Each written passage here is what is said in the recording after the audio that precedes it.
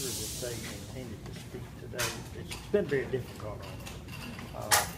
And being able to gather their thoughts together and express it personally. However, they did write the statement that was read by Steve Ford's. Those are their words. You said that last night the news from the sheriff was easier than it was back when. It was a bittersweet experience.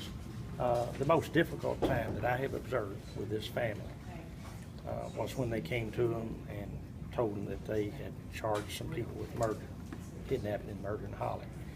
That was the most difficult moment that I've ever seen a family experience.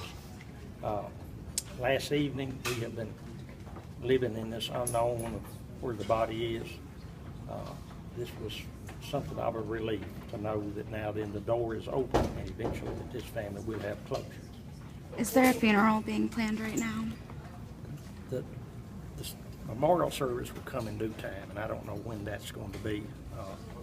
Our primary focus at this time is justice for Holly, prosecuting the case, working with law enforcement, and whatever time schedule, the family, of course, they're eager to have a service. And Pastor, can you talk about the family's choice not to take the microphone today and speak, and to have the attorney speak on their behalf? Was it just too difficult, or? It was very difficult for them. Yes, it was very difficult for them. It's whenever you go through, and I didn't realize what an emotional roller coaster that victim families go through.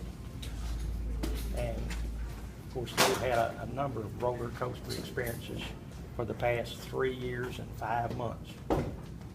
But yes, it was a very difficult time for the family, and that's why they chose not to speak personally. They are very grateful for everything that law enforcement has done and continues to do, for the thousands upon thousands of volunteers that have come and scoured the woods and done all the things that they have done during these past 3 years and 5 months.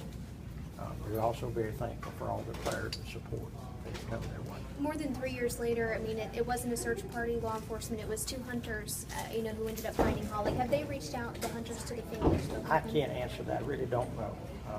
I do know that Sheriff Byrd expressed it very well last evening when he said that this was divine intervention. That those guys were in the woods hunting ginseng. Of course, I know from my point of view, being a pastor, it was Sunday morning.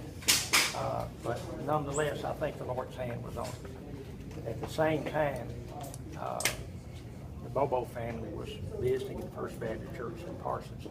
At the very same time that these hunters found Holly's remains, they were experiencing a baptismal service for her little cousin in the First Baptist Church at Parsons. I mean, if you had your watch and you timed it. So I think when the sheriff said this was divine intervention, it has been an answer of prayer, because we have prayed for closure for this family. They asked for, the family attorney asked for privacy. Can you just talk about why it's so important that people honor that and why they need it?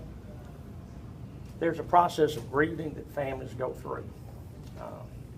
We know the Bible says that to be absent from the body is for the Christian to be present with the Lord. So the real Holly that we knew has gone on to be with the Lord. But the family is grieving. They're in that process of grieving now. And it's very important for them. Different families react in different ways.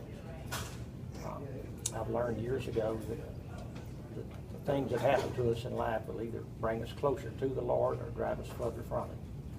And for this family, the very difficulties that they've been through has brought them closer to the Lord.